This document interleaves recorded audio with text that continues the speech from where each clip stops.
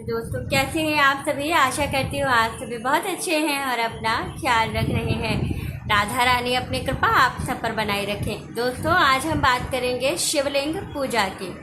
शिवलिंग की पूजा में कौन सी हमें बातों का ध्यान रखना चाहिए। 5 बातें बताऊंगी जो गुरुजी ने, पंडित प्रदीप मिश्रा जी ने अपनी वीडियो में बताया है कि कौन सी 5 बातों का हमें विशेष रूप से ध्यान रखना चाहिए जब हम शिवलिंग की पूजा करते हैं। तो आइए चलिए जान लेते हैं क्या क्या करना चाहिए, किन बातों का विशेष रूप से हमें ध्यान रखना चाहिए, कौन सी गलतियां हमें नहीं करनी चाहिए। तो चलिए सारी चीज़ें जान लेते हैं। क्योंकि सावन मास प्रारंभ होने वाला है 11 जुलाई से, तो सभी लोग शिवलिंग की पूजा करेंगे। कुछ लोग जो है प्रत्येक सोमवार पर पूजन करेंगे, कुछ लोग पूरे सावन पूजन करते हैं। तो नियम को जानना और सही तरह से समझना बहुत ज़रूरी है, तभी हम जो है पूजन सही तरह से कर पाएंगे और उसका पूर्ण फल भी हमें प्राप्त होगा। तो चलिए वीडियो शुरू कर लेते हैं और सारी चीज़ों को अच्छे से समझ लेते हैं कि क्या करना है, कैसे और किन किन बातों का विशेष रूप से हमें ध्यान रखना है। तो चलिए वीडियो शुरू कर लेते हैं। लेकिन उससे पहले अगर अभी तक आपने मेरे चैनल को सब्सक्राइब नहीं किया है तो चैनल को सब्सक्राइब कर लीजिएगा, बेल आइकन को दबाना बिल्कुल ना भूलिएगा। जानकारी अच्छी लगे तो वीडियो को लाइक शेयर ज़रूर कीजिएगा। तो चलिए वीडियो शुरू कर लेते हैं और सभी चीज़ों को बहुत अच्छे से समझ लेते हैं। सबसे पहली चीज़ हम लोगों को ये जानना है कि सावन के महीने में हमें विशेष रूप से किन किन बातों का ध्यान रखना है। क्योंकि सावन मास का प्रारंभ 11 जुलाई से हो रहा है और हमें टोटल 4 सोमवार इस वाले सावन में मिल रहे हैं। तो हम प्रत्येक सोमवार भी पूजन कर सकते हैं और हम चाहे तो हम पूरे सावन भी भोलेनाथ की पूजा कर सकते हैं। लेकिन पूजन का जो समय होगा वो आप एक निर्धारित कर लीजिए। या तो आप पूजन का समय प्रतिदिन सुबह का रखिए या तो शाम का रखिए। अगर सुबह आप 8 बजे से लेकर 9 बजे के बीच में पूजन करते हैं तो कहीं भी किसी भी परिस्थिति में रहिए, लेकिन 8 से 9 के बीच में जो शिव जी की पूजा है वो ज़रूर करिए। क्योंकि कहा जाता है जिस समय पर हम प्रतिदिन पूजा करते हैं भोलेनाथ उस समय पर हमारा इंतज़ार करते हैं। तो इसलिए इस बात का आप सबसे पहले ध्यान रखिए कि जो समय आपने निर्धारित किया हुआ है उस समय पर प्रतिदिन आप पूजा ज़रूर करिए।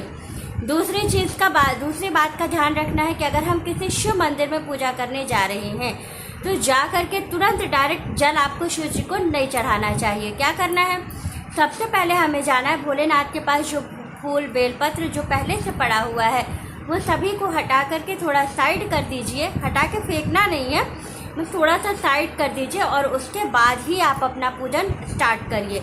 जाते ही तुरंत शिवलिंग पे जल मत चढ़ाने लग जाइएगा। तो इस चीज़ का विशेष रूप से ध्यान रखना है। तीसरी बात का ध्यान रखना है कि जाते ही सबसे पहले हमें शिवलिंग पे जल नहीं चढ़ाना है। सबसे पहले हमें क्या करना है, मंदिर में प्रवेश करते समय सबसे पहले मंदिर का जो चौखट होता है वहाँ पर दोनों तरफ जल चढ़ाना है, पुष्प चढ़ाना है और कुछ मीठा चढ़ा करके तब हमें मंदिर के अंदर प्रवेश करना है। और उसके बाद सबसे पहले जो भोलेनाथ के ऊपर जलाधारी लगा होता है, सबसे पहले हमें जलाधारी की पूजा करनी चाहिए। जलाधारी की पूजा करने के बाद फिर हमें नंदी जी की पूजा करनी है और उसके बाद हमें अशोक सुंदरी वाले स्थान से जल लेकर जाते हुए माता पार्वती के हस्तकमल से घुमाकर लाते हुए शिव जी पे जल चढ़ाना है। तो इस बात का भी आपको विशेष रूप से ध्यान रखना है।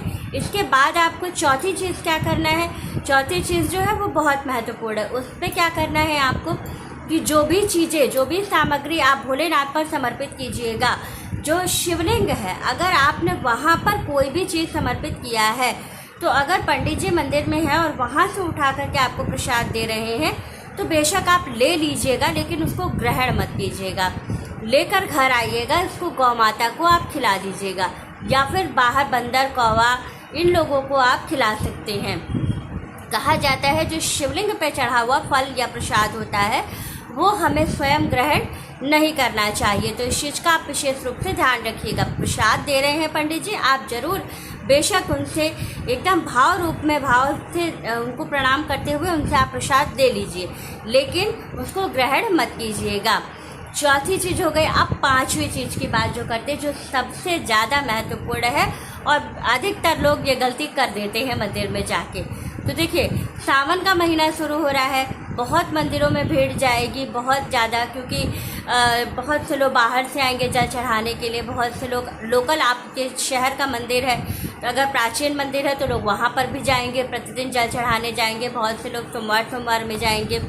तो हो सकता है कि भीड़ बहुत ज़्यादा हो, तो आपको क्या करना है कि आपको जहाँ पर भी जगह मिलती है आप वहाँ खड़े हो जाइए। बैठने की जगह है तो बैठ जाइए और चुपचाप से आँख बंद करके शिव मंत्रों का जप करते रहिए जब तक कि आपकी बारी नहीं आती है जल चढ़ाने की।